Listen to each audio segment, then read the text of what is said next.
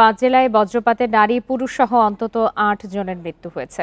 আকস্মিক ঝড়ে লন্ডভন্ড, লালমনিরহাট ও নীলফামারীর কয়েকশো ঘরবাড়ি এবং দোকানপাট। আহত হয়েছে অর্ধ শতাধিক।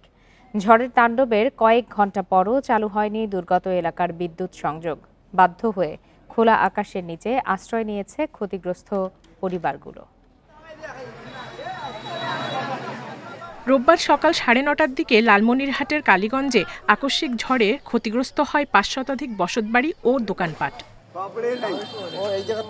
ভুক্তভোগীরা জানান, মাত্র 10 থেকে 15 মিনিটের ঝড়ে উড়ে যায় টিনের ঘরের চালা, উপড়ে পড়ে গাছপালা, বিচ্ছিন্ন হয়ে পড়ে বিদ্যুৎ সংযোগ। খোলা আকাশের নিচে মানবেতর জীবনযাপন করছে ক্ষতিগ্রস্ত পরিবারগুলো। 1 মিনিটের মাথায় একবারে ঝড় আসি একবার শেষ করে ফেলেছে আমাদের বাড়িঘর দিয়ে।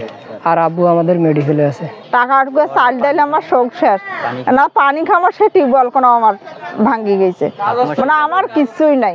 ঘটনাস্থল পরিদর্শন করে কালীগঞ্জের ইউএনও জাকিয়া সুলতানা জানান, ক্ষতিগ্রস্তদের তালিকা করে দ্রুত সহায়তার উদ্যোগ নেওয়া হয়েছে। এটা আসলে খুবই মর্মান্তিকভাবেই ক্ষতিগ্রস্ত হয়েছে। বাড়িঘর প্রায় মাটিতে ধসে গিয়েছে, গাছ পড়ে কিছু মানুষ আহতও হয়েছে। তো আমরা তাৎক্ষণিকভাবে উপজেলা পরিষদের অপ্রত্যাশিত খাত থেকে কিছু আর্থিক সহযোগিতা দিব।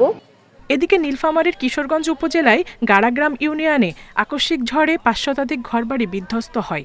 আহত হয়েছে অন্তত 50 জন। এছাড়া গবাদি পশু ও ফসলের ব্যাপক ক্ষয়ক্ষতি হয়।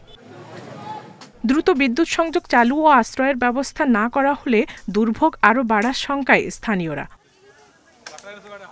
Zulekha Parvin, independent news.